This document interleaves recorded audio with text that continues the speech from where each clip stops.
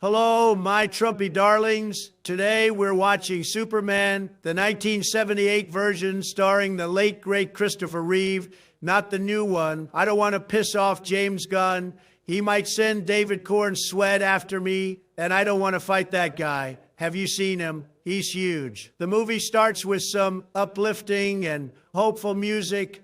I don't like it. A lot of names come flying at us in space. A lot of late greats in this movie. Very sad. What a haunting reminder of the passage of time. The music feels like it goes on forever, and finally we arrive at the planet Krypton. We meet Superman's space dad, Jor-El. Fun fact, Marlon Brando wanted to play Jor-El as a talking bagel, but got told no. How fun would that have been? Little talking bagel with googly eyes. Brando used to ask for a lot of crazy stuff, but I think he was just being a silly goose to mess with people. Jor-El has 3 people on trial. They look like a Las Vegas magic act. Jor-El tells them they are mean, not very nice people. He traps them in a square and they fly away. I'm sure there's not going to have consequences for anyone in the future. Later on, Jor-El is talking to the council. They're all wearing glow-in-the-dark outfits. Easy way to get nut cancer. Jor-El is trying to convince them Krypton is going to explode. Typical liberal climate change, fake news. The council doesn't believe him and tells him to keep quiet, or else he goes along with it, but I think he's up to something. The crafty bastard. I was right, Jor-El and his wife have a super baby, and they're launching him into space in a ship that looks like a cross between a disco ball and a snowflake. Jor-El says he's going to send the baby to Earth. Hey guys, that's us. We're going to be in a movie. Very exciting. He puts a green crystal in the ship. I hope it's not meth, and launches the ship into space. Just in time, 2 earthquake stuff starts happening, and Krypton explodes. I guess Jor-El was right. Excuse me a minute. On behalf of myself and the United States government, I would like to formally apologize to Jor-El for doubting him.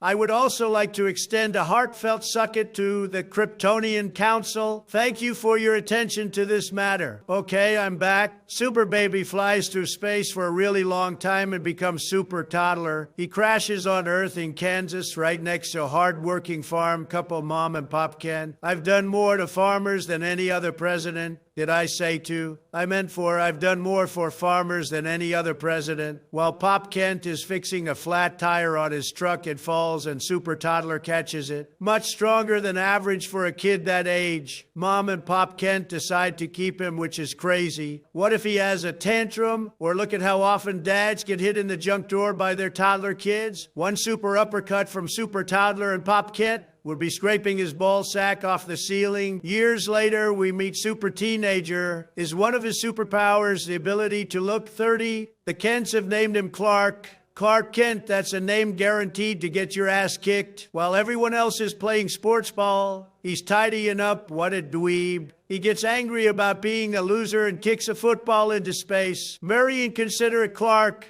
How's everyone else supposed to play now? On his way home, he gets into a foot race with a train and wins. Why isn't this guy on every team? At home, Clark and Pop Kent have a heart-to-heart talk about his powers. This was obviously very strenuous for Pop Kent because he immediately has a heart attack afterwards. Damn hearts attacking people without consequence. I won't stop until every heart in America is brought to justice. Poor Clark, Space Dad is dead, and now Earth Dad is too.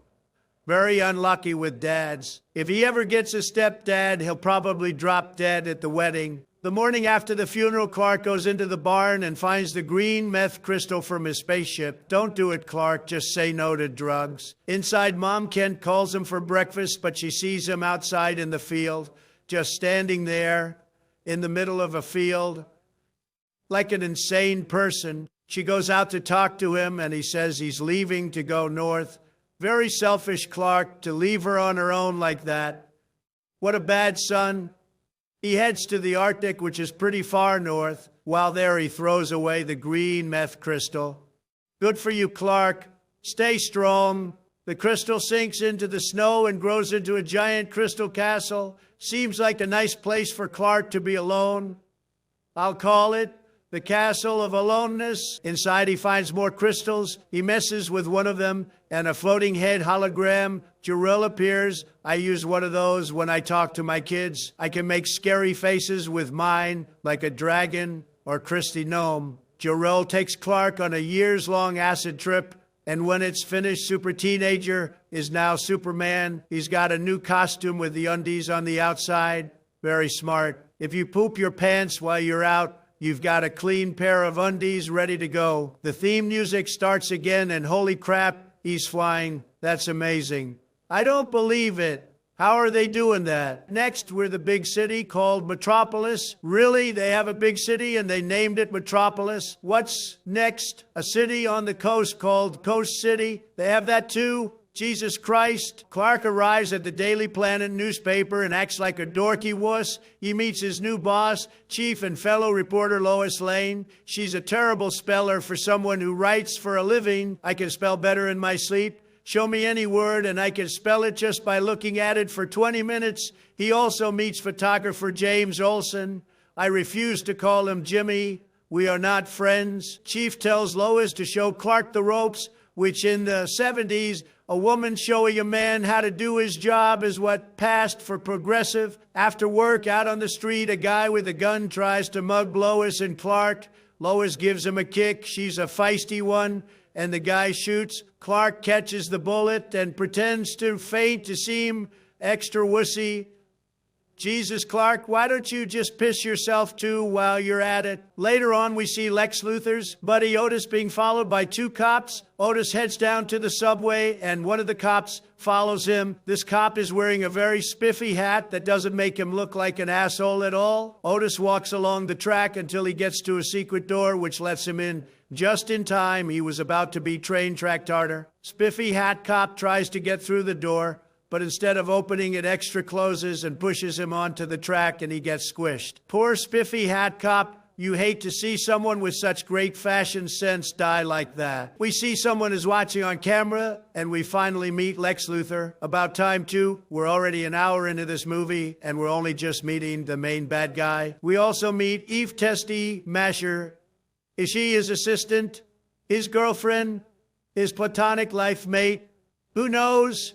She's kind of a ball buster, though.